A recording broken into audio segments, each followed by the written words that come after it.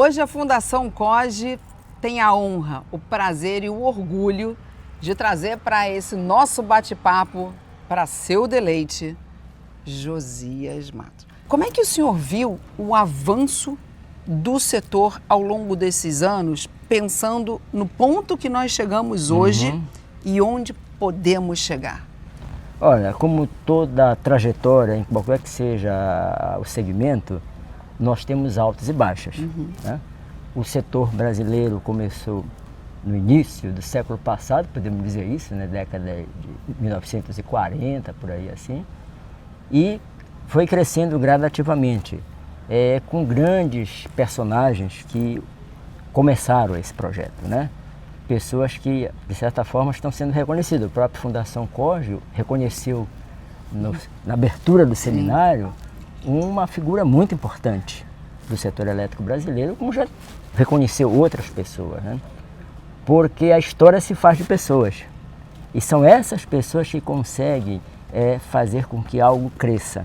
E o setor cresceu, começou com energia fóssil, né? Movida a combustível fóssil, foi avançando, só que chega um momento de pontos de inflexão, que você precisa repensar, você precisa criar outras formas de fazer melhor.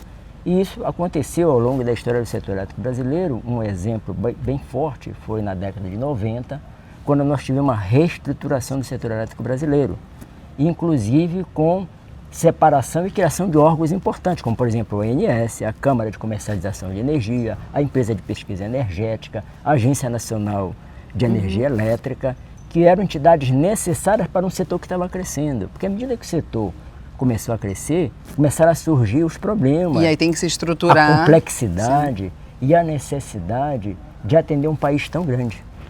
Porque, veja, nós funcionávamos de uma forma isolada, né? Região Norte, Nordeste, Sul, Sudeste, e depois começou a interligar o Brasil como um todo. E o grande desafio foi trazer energia da região mais longínqua, região Norte, para atender a região Sul-Sudeste, e depois até chegando no Nordeste. E hoje eu diria para você que o Brasil está todo interligado, é um sistema robusto, mas que por trás de tudo isso, o conhecimento prevaleceu. E as pessoas que foram selecionadas ao longo desse tempo para trabalhar no setor se tornaram peça-chave.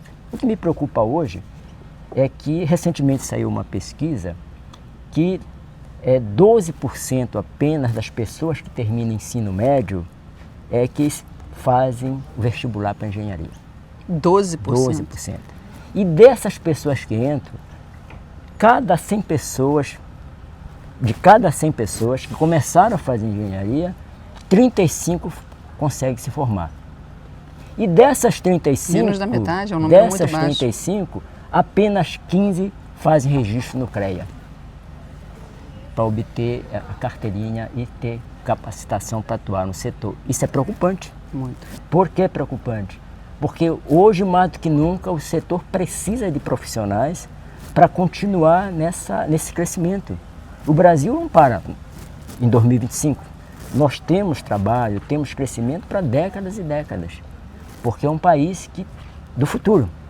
É um país que começou com energia fóssil, migrou para energia renovável, no caso energia hidrelétrica, e está crescendo.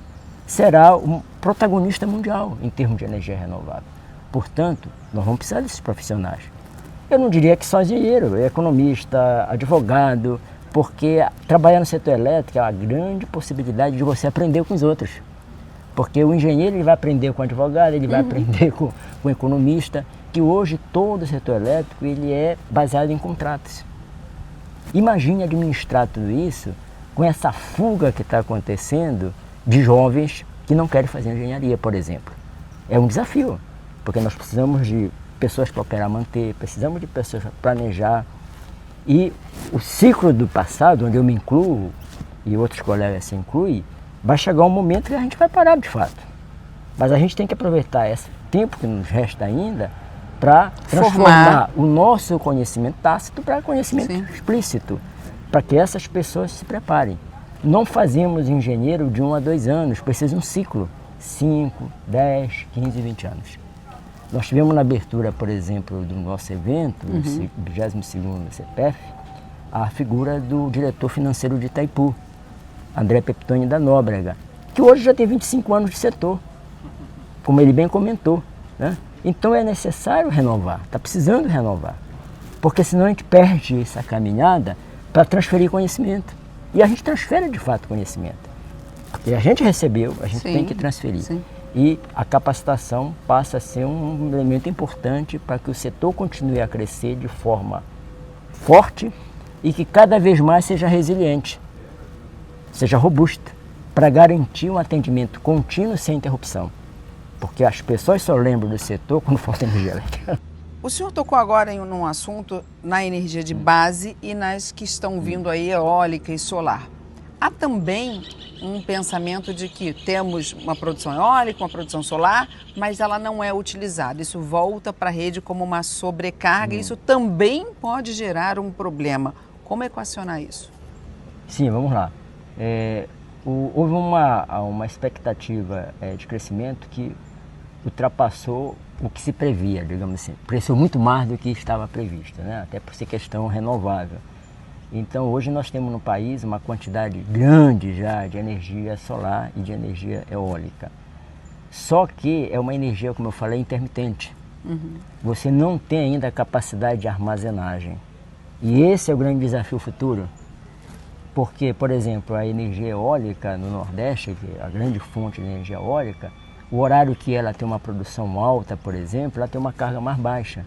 E você não tem como armazenar essa energia. Se você não tem como armazenar, é uma energia que você vai contar muito bem num determinado momento, mas em outros momentos você não tem como, tá certo? Porque energia é isso, é você ter a capacidade de ter uma energia média ao longo do período que atenda a uma determinada situação. A gente vê uma usina, por exemplo, vou dar o exemplo da usina de Tucuruí, é uma usina que tem uma capacidade de produção de mais de 8.000 megawatts. Mas tem um período de maior volume de água, um período de menor volume de água. Mas ela tem uma energia média ao longo do ano que ultrapassa 4.800, o que é uma garantia para esse sistema. Imagina se ela tivesse essa energia média muito baixa, como tem alguns reservatórios que tem essa energia média muito baixa. Então, é uma usina que você tem que contar com ela durante o ano. Um período com maior volume, um período com menor volume. E você tem capacidade para armazenar, essa é a grande diferença, né? Apesar de que você tem usinas hidráulicas que são a fio d'água, que a gente chama, que você não armazena, você tem no período que você tem grande volume de água. Mas é uma usina que tem essa capacidade de armazenar, isso é bom para o sistema. Já a eólica e a solar, por exemplo, você precisa, eu diria que o grande desafio para daqui a algumas décadas, eu ponho assim uma visão de 2050, né? É você ter avançado na questão do armazenamento. Porque a energia eólica, por exemplo, essas energias intermitentes, elas também são muito importantes para você criar outras formas de energia. Por exemplo, hidrogênio verde, né? Você vai criar a partir dessas próprias energias, né? É um processo de eletrólise, você vai usar essa própria fonte para criar outra fonte renovável. Mas você precisa atuar nesses pontos que são importantes. Lógico que para você avançar, por exemplo, em armazenagem, você vai precisar de ter toda uma infraestrutura, e aí envolve investimento também, envolve tecnologia, desenvolvimento, experiência, para você garantir essa capacidade de armazenar. Eu acredito que nós temos aí 2 décadas, ou talvez até antes, porque a ciência também avança de uma forma impressionante, né? Haja vista a questão da tecnologia digital, da informação, internet, que em uma década avançou de forma assustadora, que não avançava em 50 anos para trás. Então eu vejo essa possibilidade e vai ajudar muito, tá certo?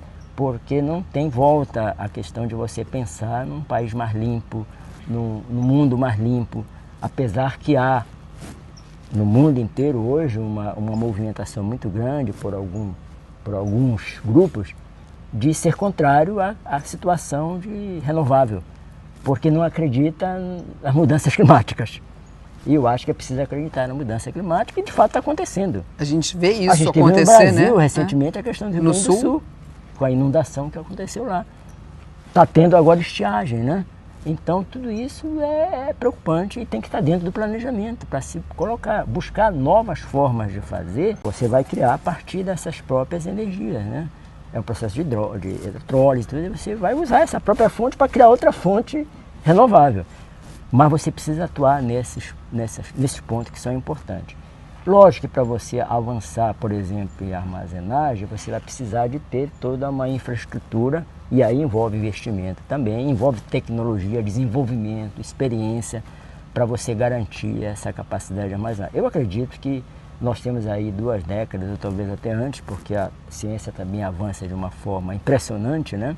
Haja vista a questão da tecnologia digital, da informação, internet, que em uma década avançou de forma assustadora, que não avançava em 50 anos para trás. Então eu vejo essa possibilidade e vai ajudar muito, tá certo? Porque não tem volta a questão de você pensar num país mais limpo, num mundo mais limpo, apesar que há no mundo inteiro hoje uma movimentação muito grande por alguns grupos de ser contrário à situação de renovável, porque não acredita nas mudanças climáticas. E eu acho que é preciso acreditar na mudança climática e de fato está acontecendo. A gente vê isso a gente teve acontecer, no Brasil, né? recentemente, a questão do Rio No Grande do Sul, com a inundação que aconteceu lá. Está tendo agora estiagem, né? Então tudo isso é preocupante e tem que estar dentro do planejamento para se colocar, buscar novas formas de fazer para alinhar a essas mudanças que estão acontecendo. E o homem tem essa capacidade. Chegou a IA, a inteligência artificial, sim, mas nada vai tirar a capacidade de pensar, de análise crítica. Até porque é a gente que abastece a IA, isso, né? É o homem que faz isso, né? Eu até não vou fazer um spoiler, porque eu vou ter uma palestra agora no final da tarde, que eu coloquei uma pergunta lá, tá certo? Sobre essa questão IA versus ser humano. Que a gente tem que pensar nisso. Porque o fator mais importante, a coisa mais importante para continuar crescendo somos nós, são os humanos. A IA vai nos ajudar e vai nos trazer também a exigência de se você está numa empresa, você vai ser mais exigida a dar resposta mais rápida, porque você passa a usar um instrumento que vai te auxiliar nisso. Mas você sempre aqui vai fazer análise crítica, você não pode simplesmente trazer alguma coisa de uma IA e não publicar. Pode ser corta e cola, né? Não pode ser corta e cola. Eu imagino, não só o senhor, mas o setor tenha um desafio iminente agora. Pode contar pra gente? Posso. Nós falamos em energia renovável, né? A gente tem várias opções para poder atuar no setor. Já falamos em eólica, falamos em solar, falamos na continuidade da própria hidrelétrica, pequenas centrais hidrelétricas também, que é uma outra alternativa, mas nós temos também a energia reversível, usinas reversíveis que se chama, que não é novo no mundo. Isso já há décadas para trás já está sendo usado em vários países do mundo. O Japão, por exemplo, é um caso de usar. É o aproveitamento do que se tem hoje de possibilidades, uso da água, a energia a usina reversível, porque é uma usina que você consegue fazer um bombeamento, tá? Guardar aquilo como reserva e utilizar no momento adequado. Então é uma alternativa também muito importante. O Brasil começou a criar grupos de trabalho, existe até um grupo que foi criado tem uns 5, 6 anos atrás, eu até fui o primeiro coordenador do grupo, exatamente para tratar deste assunto. E quando teve o caso do Rio Grande do Sul, retomaram de novo. Foi feito um evento aqui em Brasília para tratar deste assunto. Então tomou de novo assim um impulso para continuar o processo. Eu acho que é fundamental, porque é uma alternativa. E uma alternativa possível no Brasil de fazer, tá certo? E agora, requer que se tenha interesse também lá de cima, porque a gente faz tudo baseado em políticas públicas. Sim. Por isso que nós temos no Brasil uma estrutura organizacional onde essas políticas nascem no governo, através do Ministério de Minas e Energia.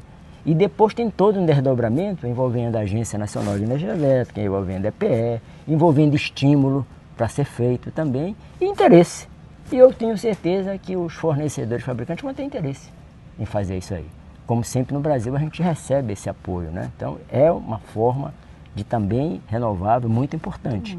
E que a própria Fundação COGE, eu acredito que ela deve estar pensando em criar um grupo de trabalho para tratar do assunto. Será bem-vindo isso aí. Se você gostou desse nosso bate-papo, então já curte, se inscreve no canal, manda também a sua sugestão e faz o que eu vou fazer agora. Podemos ter outro papo mais para frente? Podemos. Compromisso firmado. Muito obrigada. Muito obrigado, Aline.